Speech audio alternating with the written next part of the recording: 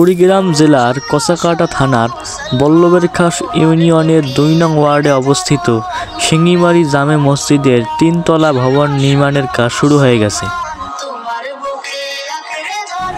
এই মসজিদটি অনেক প্রাচীন একটি মসজিদ।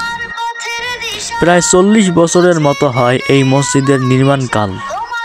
পূর্ব দুধকুমার পাড়ে এই মসজিদটি হলো সর্বপ্রথম মসজিদ, যা সর্বপ্রথম সিমেন্ট দিয়ে ঢালাই করা হয়েছে এবং টাইলস দ্বারা মেঝে প্লাস্টার করা হয়েছে।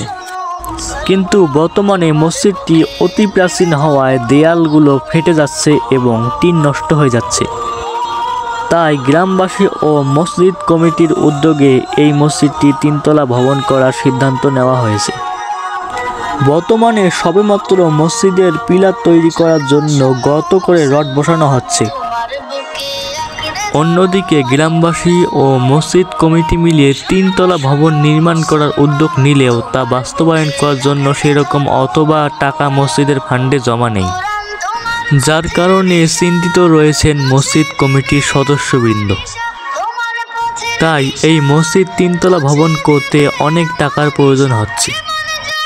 বিশেষ দ্রষ্টব্য দর্শক মণ্ডলী, আপনারা কেউ যদি আল্লাহর ঘর নির্মাণে কিছু দান করতে চান তাহলে স্ক্রিনে দেওয়া নাম্বারটাতে আপনার দান পাঠিয়ে দিতে পারেন এবং ভিডিওটি শেয়ার করে অন্যদেরকে দান করার সুযোগ করে দিবেন। ধন্যবাদ।